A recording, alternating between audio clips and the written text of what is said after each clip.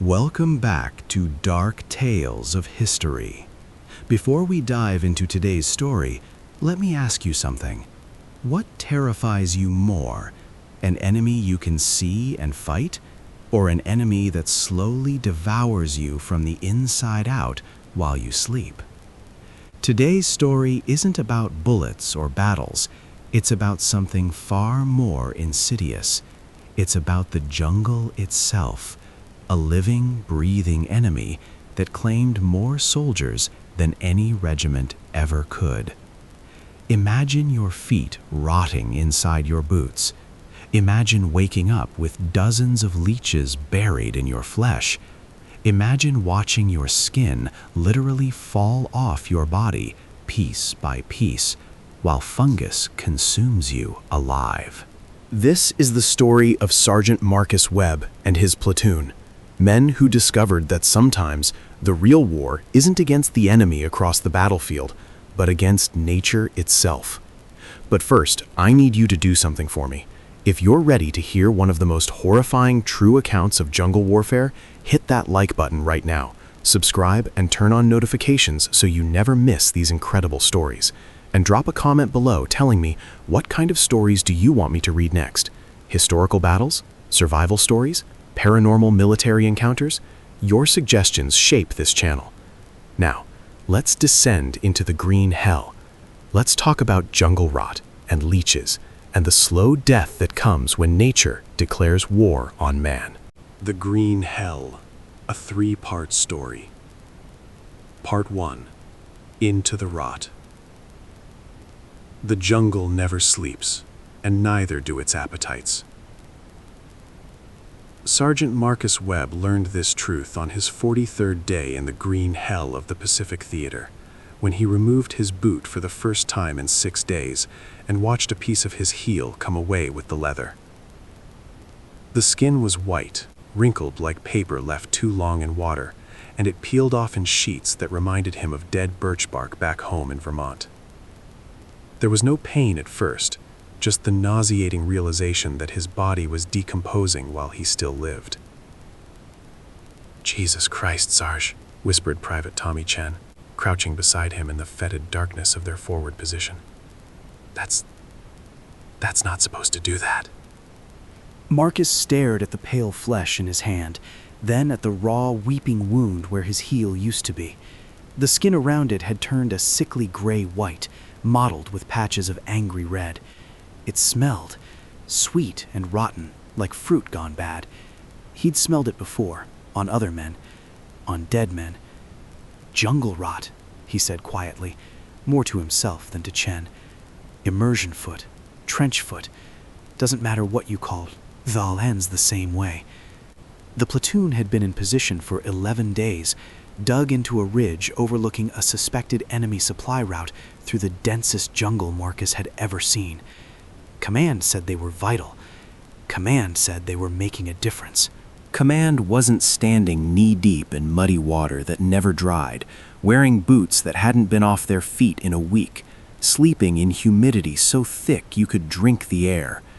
Around him in the darkness, 37 men tried to rest, tried to ignore the constant drip of water from the canopy above, tried to forget that their feet were slowly dying inside their boots, that their skin was cultivating gardens of fungus in every fold and crease, that the jungle was eating them alive more efficiently than any enemy bullet ever could. Corporal James "Jimmy" Morrison was the first to really go down. Marcus remembered it was day 47. He'd been counting, marking them off on a piece of canvas with a charcoal stick, because keeping track of time felt like the only control he had left. Morrison had been complaining for 3 days about his feet, but so was everyone. The difference was Morrison could barely walk. "Sarge, you need to see this," said Doc Wilkins, their platoon medic, pulling Marcus aside from the morning briefing. His face was grim, drawn tight with worry and exhaustion. At 23, Wilkins looked 50. The jungle did that to men. Morrison sat on a fallen log, both boots off, both feet exposed to the thick morning air. Marcus had seen bad feet before. His own were getting there. But Morrison's were something else entirely. The skin wasn't just white and wrinkled anymore. It had progressed beyond that, into territory that Marcus's stomach clenched. Both feet were swollen to nearly twice their normal size, the skin stretched tight and shining wet. But it was the color that stopped him cold. Morrison's feet were mottled black and red, with patches of gray-green that looked like moss growing on old stone. Blisters covered every inch, some small as pinheads, others large as $50, filled with fluid that ranged from clear yellow to cloudy brown. Several had burst open, revealing raw tissue underneath that wept continuously. "It hurts," Morrison said through clenched teeth. His face was pale, sweating despite the morning cool. "God, Sarge, it hurts so bad. Feels like my feet are burning and freezing at the same time, like they're not even part of me anymore." Doc Wilkins knelt beside him, carefully not touching the ravaged flesh. "Advanced immersion foot," he said quietly. "Probably fungal infection on top of it." What we called jungle rot back in training. He looked up at Marcus, and in his eyes was a truth neither wanted to speak aloud. He needs evacuation, Sarge. Real medical care. Hospital care. If this keeps progressing... He didn't finish. He didn't need to. They both knew what happened when fungal infections went deep, when tissue started necrotizing, when gangrene set in. They'd both seen the aftermath. Field amputations, men screaming while docs sawed through bone with a medical kit saw, the desperate race against sepsis that they usually lost. "Can't evac him," Marcus said, the words tasting like ash. "Radio's been down for 3 days. No air support in this weather anyway. Ceiling's too low for choppers." And we're 20 miles from the nearest field hospital, through jungles so thick you'd need a machete to take a piss. "Then he's going to lose those feet," Wilkins said bluntly. "Maybe his legs, maybe his life. That's not trench foot anymore, Marcus. That's advanced tissue necrosis. I can see bone in places. The infection's spreading. See these red lines running up his ankles? That's lymphangitis, blood poisoning. Once that reaches his heart..." Marcus looked at Morrison, who stared back with eyes full of fear and pain, and the terrible understanding that comes when a soldier realizes he's not going to make it home whole.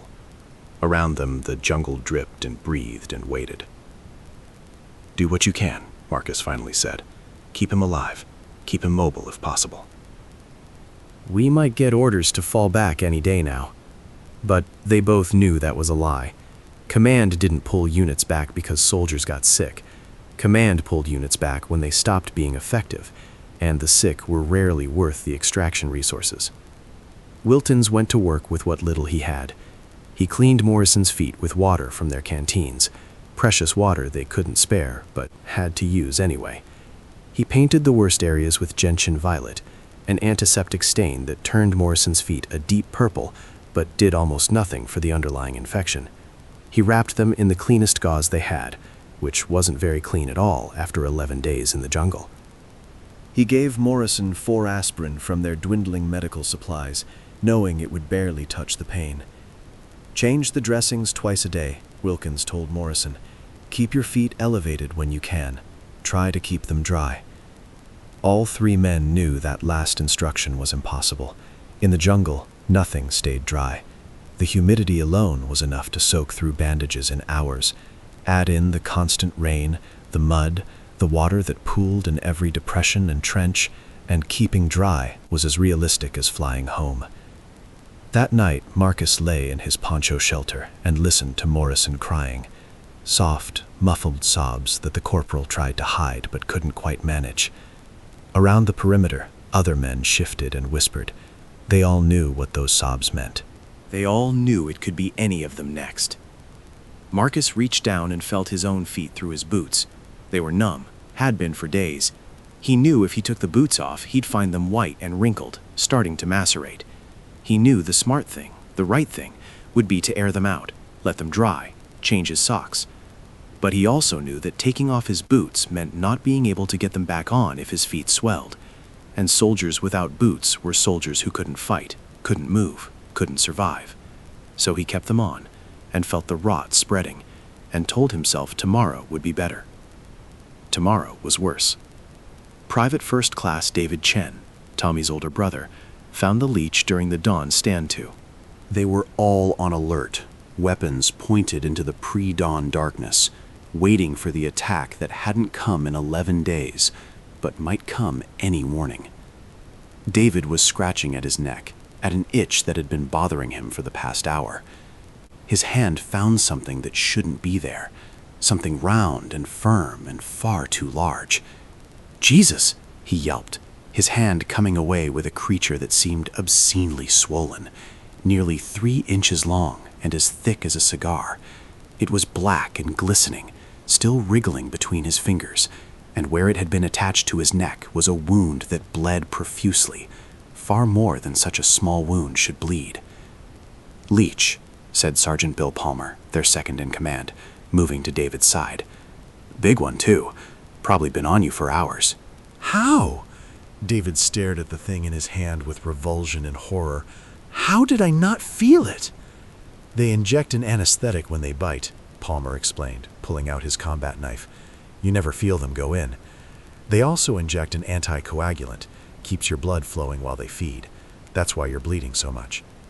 Palmer touched the tip of his knife to the leech, applying pressure until it finally released its grip on David's fingers and fell to the muddy ground. He crushed it under his boot, and a grotesque amount of blood, David's blood, oozed out into the mud.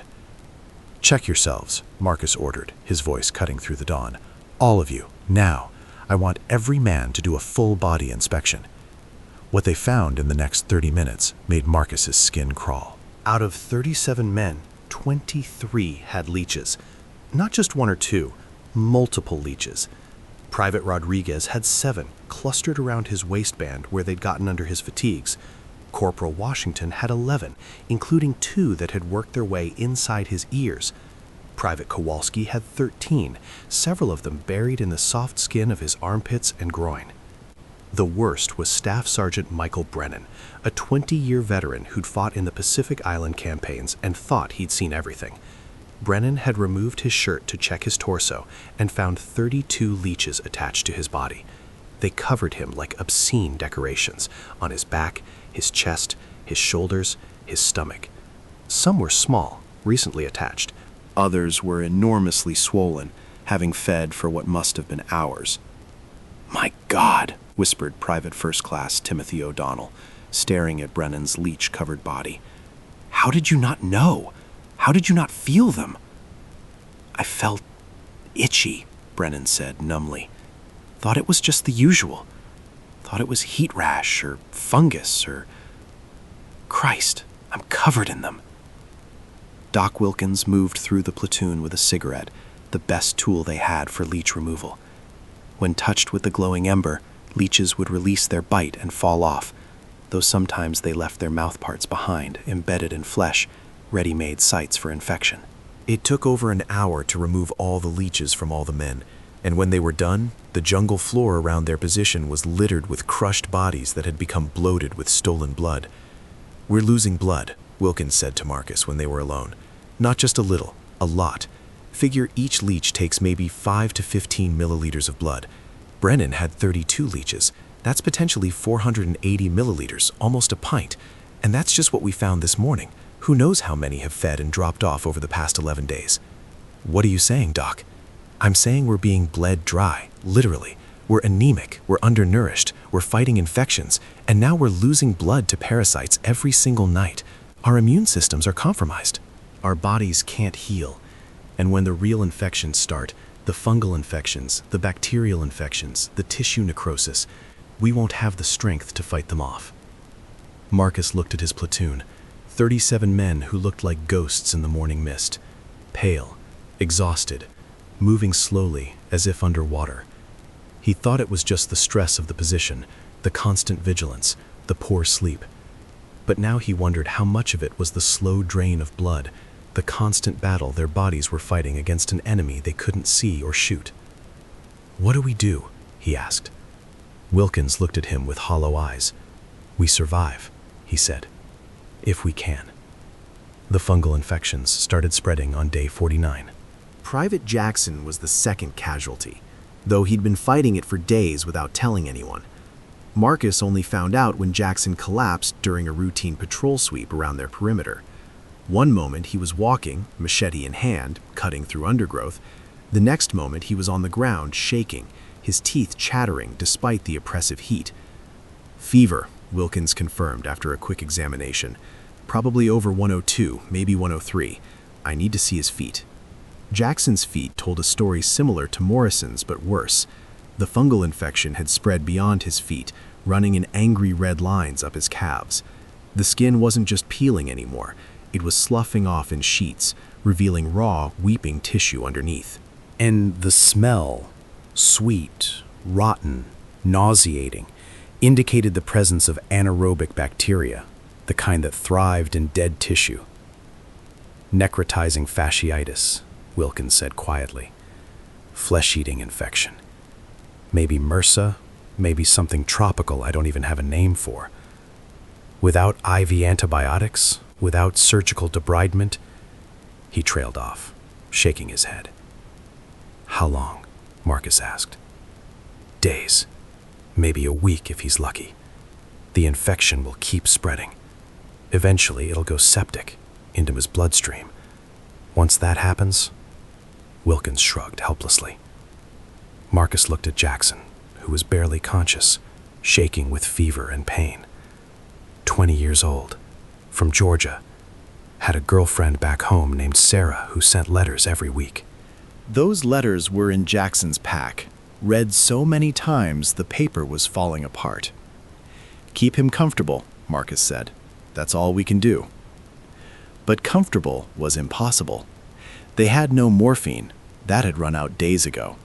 They had aspirin, which did nothing for pain like Jackson's.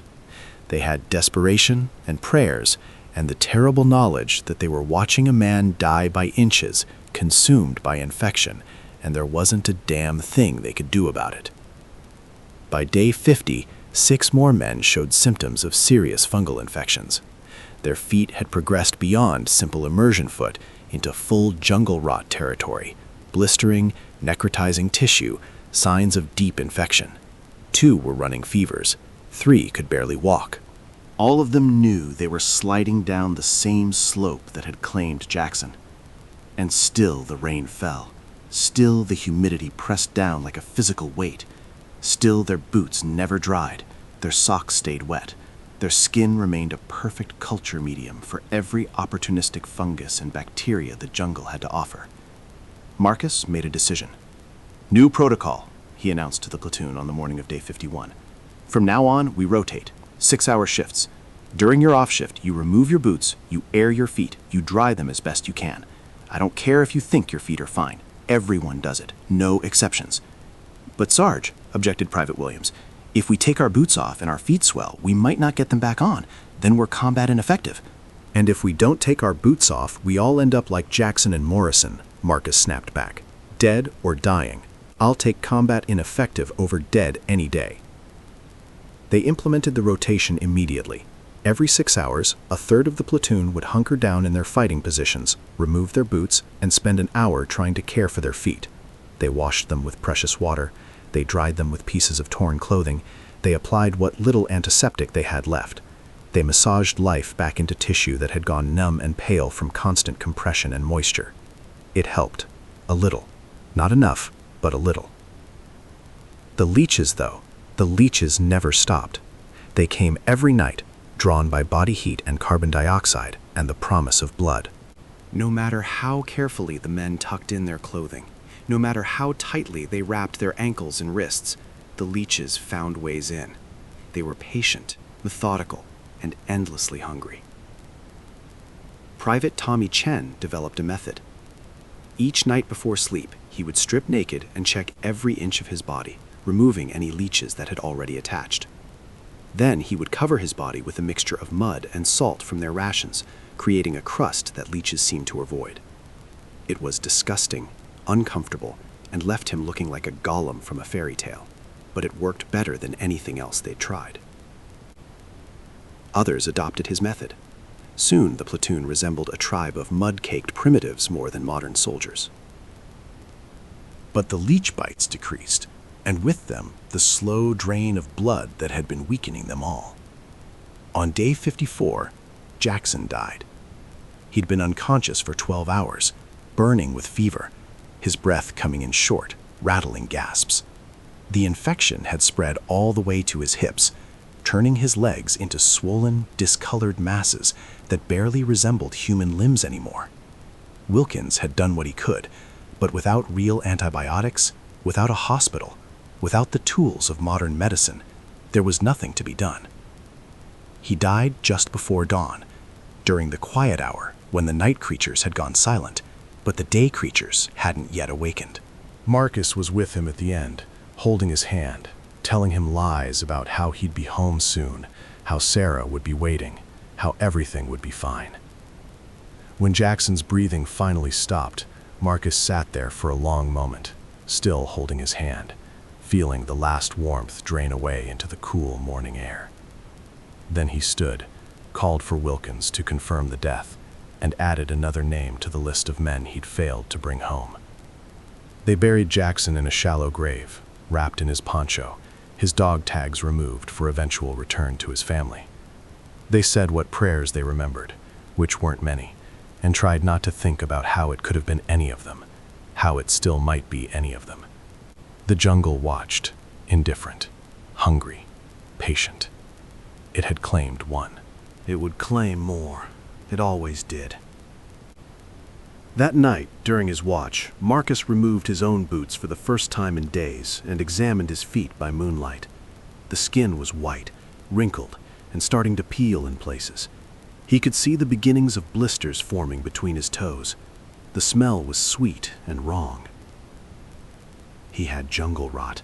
Not as advanced as Morrison or Jackson, but it was there, growing, spreading, consuming him from the feet up. "How bad?" asked Palmer, appearing beside him in the darkness. "Bad enough," Marcus admitted. "Getting worse." "We all are," Palmer said quietly. "Every one of us. The jungle's eating us alive, Marcus. One piece at a time. And there's not a damn thing we can do but wait for extraction. That might never come."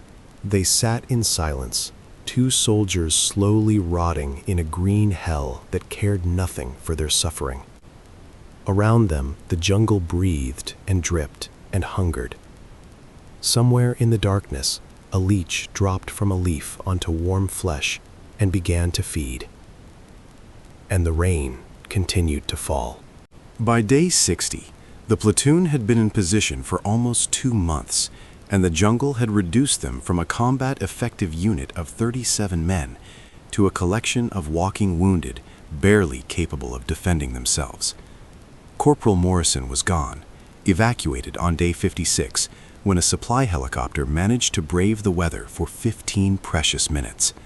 His feet had progressed beyond saving, black with necrosis from the ankles down.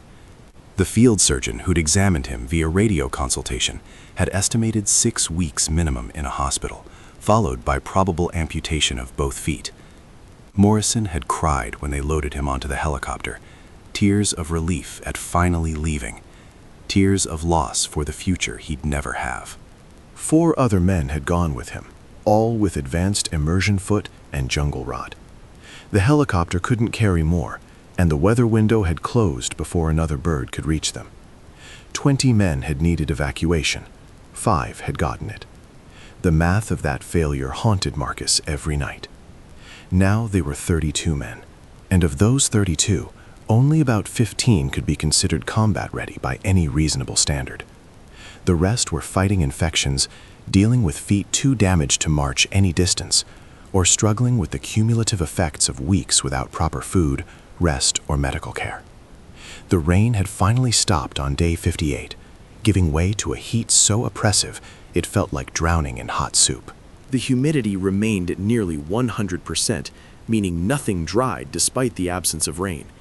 Instead, everything became a wet, warm breeding ground for mold, fungus, and bacteria. Their clothes were stiff with mildew. Their equipment was starting to rust. Their bodies were gardens of opportunistic infection. Private First Class O'Donnell discovered the new threat on the morning of day 61. "Sarge," he called, his voice tight with barely controlled panic. "Sarge, you need to see this, now." Marcus found him stripped to the waist, staring at his torso with wide, horrified eyes. What Marcus saw made his stomach drop. O'Donnell's chest and back were covered in what looked like a rash, raised red welts that formed patterns across his skin. But it wasn't a rash. As Marcus watched, one of the welts seemed to move, shifting slightly under the skin.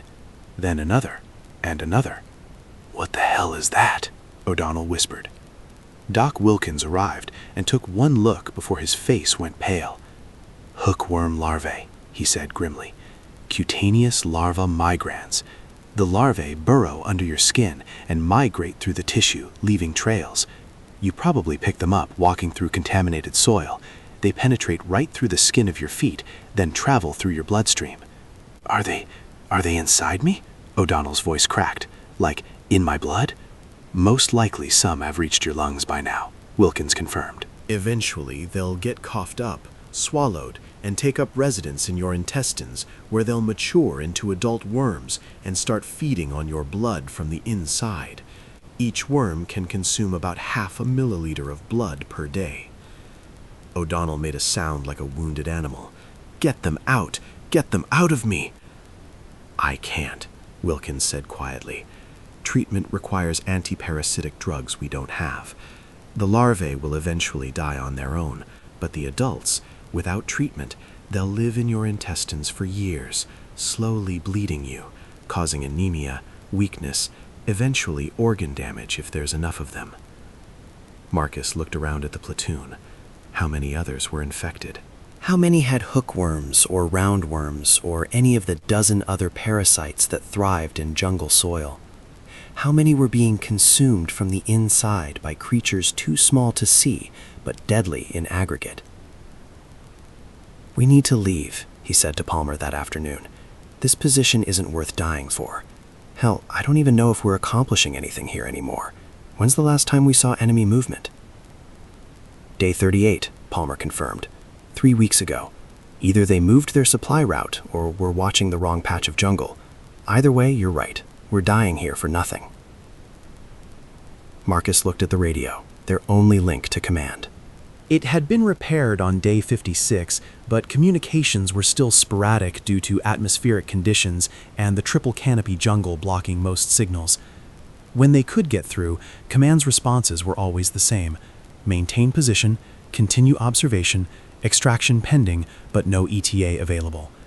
Translation: you're stuck there until we decide you're not, and that might be never. "We're going to lose more men," Wilkins said, joining their conversation. He'd been making his rounds, checking on the platoon's health, and his report was grim. 8 men have fungal infections serious enough to potentially go necrotic.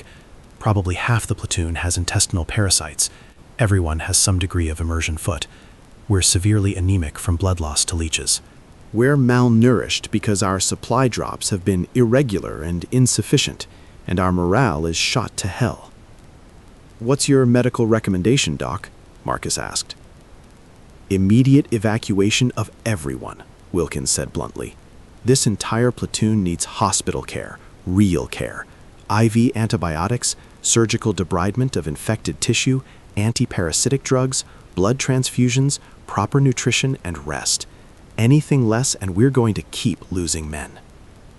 "And your realistic assessment of that happening?" Wilkins laughed, a bitter sound with no humor in it. "Zero chance. We're not wounded enough. We didn't take casualties from enemy action. We're just sick, and sick soldiers don't rate medevac priority." They sat in silence, 3 men watching a platoon slowly disintegrate from enemies they couldn't fight with rifles or grenades. The situation deteriorated further on day 63 when Private Rodriguez started hallucinating. He'd been fighting a fever for 3 days, probably from an infected leech bite that had abscessed despite Wilkins's care. The infection had gone systemic, flooding his bloodstream with bacteria and the toxins they produced. His temperature had spiked to 105 degrees, and despite their best efforts to cool him with wet cloths and what little water they could spare, his brain was cooking. "They're coming," Rodriguez muttered, his eyes unfocused, staring at something no one else could see. "Through the trees. Hundreds of them. Can't you see them?" "There's nothing there, Rodriguez," said Private Chen, sitting beside him, trying to keep him calm. "You're sick. You're seeing things that aren't real." "Not real?" Rodriguez's voice rose to a shout. "They're right there! Right fucking there! Open fire! Open fire!" He lunged for his rifle, but Chen was faster, pinning his arms before he could grab it. Rodriguez fought, surprisingly strong despite his fever and dehydration, screaming about enemies in the trees, about being overrun, about needing to fight. It took 3 men to hold him down while Wilkins administered the last of their sedatives, a dose that might or might not be safe given Rodriguez's condition, but was necessary to keep him from hurting himself or compromising their position. Rodriguez finally went limp, unconscious, his breathing shallow and rapid. Wilkins checked his pulse and shook his head. "Septic shock," he said, his body shutting down. "Without IV antibiotics and fluids, he's probably got hours, maybe a day." "Probably?" Marcus seized on the word. "So there's a chance?" "There's always a chance," Wilkins admitted. "People have survived worse. But the odds," he shrugged helplessly. Rodriguez lousted until dawn of day 64, before his fever finally burned him out. He died still unconscious, never knowing he was dying, never getting to say goodbye. They buried him next to Jackson, 2 more names added to Marcus's list of failures. The platoon's psychological state began to crack after Rodriguez's death. These weren't combat casualties. They could have accepted combat casualties. Warriors died in battle. That was understood, accepted, even honored. But dying from infected feet, from parasites, from fever brought on by leech bites? There was no honor in that, no meaning. Just slow, degrading death at the hands of creatures too small to fight. Private Williams started talking about surrendering, not to the enemy. They hadn't seen the enemy in weeks. Surrendering to fate, to the jungle, to the slow death they all saw coming. He'd sit during his off-watch, staring at nothing, muttering about how it was pointless, how they were all going to die in this green hell, how at least if they died quickly, it would be over. Sergeant Brennan, the veteran who'd survived the Pacific Island campaigns, became obsessed with checking for leeches. Every hour he'd strip down and examine every inch of his body, sometimes finding 1 or 2 leeches, sometimes finding none, but always convinced there were more he'd missed.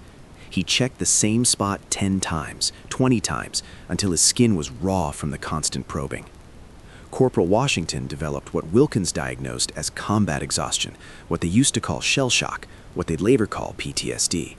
He'd startle at every sound, convinced they were about to be attacked. He couldn't sleep. When he did sleep, he'd wake screaming about being covered in leeches, about his feet rotting off, about drowning in mud that pulled him down while the jungle laughed. "We're losing them," Palmer said to Marcus on the night of day 65. "Not just physically, mentally. They're breaking down. Another week of this, and we won't have a platoon anymore, just a collection of traumatized, sick men who happen to be in the same place." Marcus knew he was right. The question was, what could he do about it? The answer came from an unexpected source. Private Tommy Chen had been spending his off-watches studying the jungle, observing the wildlife, learning the patterns of the environment they'd been trapped in for 2 months. He'd noticed which plants the local animals avoided, which water sources seemed cleaner, how the weather patterns worked in this particular valley. Now he approached Marcus with an idea that was either brilliant or insane. "Sarge, I think I can help with the leech problem," Chen said. "And maybe the foot rot too." "I'm listening." Chen led him to a plant he'd found about 50 meters from their position, a broad-leafed shrub with a strong astringent smell. "It's called fever grass," he explained. "My grandmother used to use something similar in traditional medicine. The leaves contain natural compounds that are antiseptic and antifungal. If we brew it into a strong tea and use it to wash our feet and our leech bites, it might help prevent infections." "Might?" "I'm not a botanist, Sarge, but I know traditional medicines existed for centuries before we had antibiotics. People survived jungle environments for thousands of years. They must have had methods we've forgotten." Marcus considered. "They'd tried everything else. What did they have to lose?" "Do it," he ordered. "Make your tea. If it works, we'll mass produce it. If it doesn't, at least we tried." Chen gathered leaves and boiled them in a helmet over a small, smokeless fire. The resulting liquid was dark brown, bitter-smelling, and looked thoroughly unappetizing. But when he applied it to his own feet, which had moderate immersion foot with early signs of fungal infection, the effect was immediate. The burning, itching sensation that had plagued him for weeks eased. The red, inflamed skin around his blisters looked less angry. And over the next 24 hours, the progression of his infection seemed to halt. Word spread quickly. By day 67, the entire platoon was using Chen's fevergrass tea. They brewed it in shifts, washing their feet twice a day, treating their leech bites, even drinking small amounts despite the terrible taste. And slowly, remarkably, things began to improve. The fungal infections didn't disappear. They needed real antibiotics for that. But they stopped spreading as aggressively. New leech bites didn't get as infected. The constant burning pain that had become their baseline existence eased to something more bearable. "It's working," Wilkins confirmed on day 70, examining Private O'Donnell's feet. "I don't know what's in that plant, but it's definitely got antifungal and antibacterial properties. We're not curing anything, but we're buying time." Time. That was what they needed more than anything. Time for their bodies to heal, time for command to pull them out, time to outlast the jungle's slow siege. But the jungle had other weapons. On day 72, they discovered that several of their water sources had become contaminated. Private Jackson, no relation to the Jackson who died, came down with violent dysentery that left him dehydrated and weakened within hours. By the next day, 5 more men were affected. By day 74, 15 men were dealing with severe gastrointestinal distress. Giardia, probably, Wilkins diagnosed, or maybe cholera. Could even be E. coli from fecal contamination. Doesn't really matter. The effect is the same.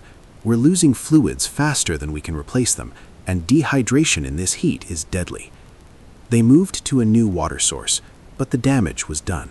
The dysentery weakened men who were already weakened by weeks of poor nutrition, parasite infestation, and ongoing infections. Their bodies had nothing left to give, no reserves to draw on. Private Kowalski died on day 76, his body simply giving up after days of dysentery had dehydrated him beyond recovery. He was 21 years old, from Chicago, had survived Normandy and the Battle of the Bulge, only to die from diarrhea in a jungle hell nobody back home would ever hear about. They buried him next to Jackson and Rodriguez. 3 graves now, 3 lives claimed by the jungle. Marcus wondered how many more graves they'd dig before this deployment finally ended. The answer came on day 78, when Doc Wilkins collapsed during his morning rounds. He'd been ignoring his own symptoms for weeks, treating everyone else while his own body deteriorated. Now his legs gave out, his vision blurred, and he fell face first into the mud. When they carried him back to the medical station, a pathetic collection of salvaged supplies under a rain poncho, they discovered the extent of his condition. Both feet had advanced jungle rot. His legs were covered in infected leech bites. He was running a fever of 103, and when they checked his eyes and skin, they saw the yellow tinge of jaundice, liver involvement, probably from parasitic infection or one of the tropical diseases they had no way to diagnose. "Doc needs a hospital," Marcus told Palmer. "Now. Not tomorrow, not next week. Now." Palmer nodded grimly. "I'll radio command." "Tell them we have a medical emergency." "But Marcus, we've said that before, multiple times, and they keep telling us the same thing. Maintain position, medevac when available, no ETA." "Then we force their hand," Marcus said. "I'm declaring a medical crisis. Entire platoon requires immediate evacuation. If they won't send birds, we're walking out. 20 miles through jungle that's already half killed us, with men who can barely stand? Marcus, we'll lose half the platoon before we go 5 miles. And if we stay, we'll lose all of them." Marcus looked at what remained of his command. 29 men, barely half of them functional, all of them sick, all of them slowly being consumed by the jungle. "We're done here, Bill. This mission is over. We've paid enough." He got on the radio and spoke the words he'd been avoiding for 78 days. "Command, This is Watchdog 3-7. I am formally requesting immediate full platoon evacuation. Medical emergency. Multiple casualties. Cannot maintain position. Repeat. Cannot maintain position. Require emergency extraction ASAP. The radio crackled. Silence. Then, Watchdog 3-7, stand by. They stood by for 6 hours. 6 hours of waiting while Doc Wilkins's fever climbed and his breathing became labored. 6 hours of watching their platoons suffer while bureaucracy churned through levels of command that didn't know and didn't care what it was like to rot in the jungle. Finally, as the sun began to set on day 78, the radio came to life. Watchdog 3-7, extraction approved. 4 helicopters inbound, ETA 40 minutes, prepare LZ. You are coming home. Repeat, you are coming home. Marcus closed his eyes and felt something break inside him. Not something bad, but something that had been holding him together through sheer force of will. They were leaving. They were actually leaving. Platoon, he called, his voice ringing through their position. Pack it up. We're going home. The cheer that went up was ragged, broken, but genuine. Men who could barely stand found the strength to pack their gear. Men who hadn't smiled in weeks grinned through cracked, sunburned lips. They were leaving the green hell. They were going to live.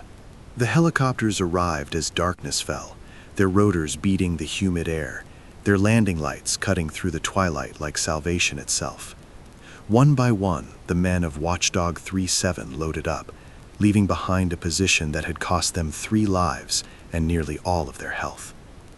Marcus was the last man to board, taking one final look at the jungle that had tried so hard to kill them all.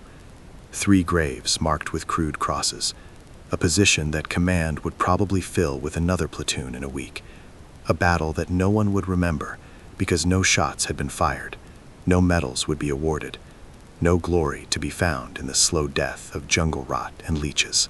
Part 3. The Long Shadow. The field hospital was a sprawling complex of tents and prefabricated buildings set up 12 miles behind the front lines, far enough from active combat to be relatively safe, but close enough to receive casualties within the golden hour that meant the difference between life and death.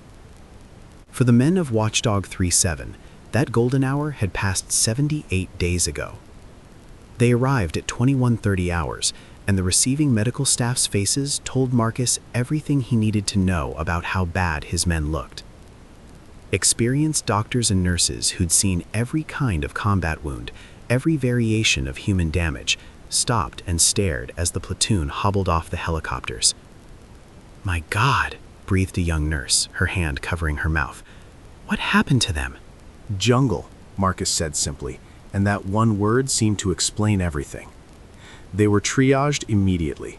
Doc Wilkins was taken straight to surgery. His condition had deteriorated during the flight, and now he was fighting septic shock and multiple organ involvement. 3 other men went with him, their conditions critical enough to require immediate intervention.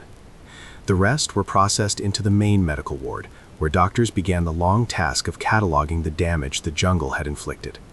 The medical reports made for grim reading. Of the 29 men evacuated, all 29 had some degree of immersion foot, ranging from mild to severe. 23 had confirmed fungal infections, with 7 cases severe enough to require surgical debridement of necrotic tissue. 17 showed signs of intestinal parasites, primarily hookworm and roundworm. All 29 were clinically anemic from cumulative blood loss to leeches. 11 had bacterial infections requiring IV antibiotics. 6 were severely malnourished. 4 had evidence of liver damage, probably from parasitic infection. Every single man showed signs of psychological trauma. The head surgeon, Colonel Martha Henderson, pulled Marcus aside after the initial assessments were complete. She was 50-something, with steel gray hair and the kind of eyes that had seen too much death to be shocked by anything. But even she seemed shaken. "Sergeant Webb," she said, her voice carefully professional, "I need to understand what happened to your platoon. I've treated combat casualties for 20 years, but I've never seen anything quite like this. These men weren't wounded in battle. They were consumed by the environment itself. Marcus told her everything. The 78 days in position, the constant rain and humidity, the boots that never dried, the leeches that fed nightly, the fungal infections that spread despite their best efforts, the parasites, the dysentery, the slow breakdown of 37 healthy soldiers into walking casualties. Henderson listened without interruption, her expression growing darker with each detail. When he finished, she was silent for a long moment. 3 dead, she finally said. You lost 3 men to non-combat causes in 78 days. Sergeant, I want you to understand something. In medical terms, that's a miracle. Based on what you've described and what I'm seeing in your men, you should have lost 20, maybe 30. The fact that most of your platoon is alive is testament to, I don't even know what. Luck, skill, sheer bloody-minded determination to survive. Doesn't feel like a miracle, Marcus said quietly.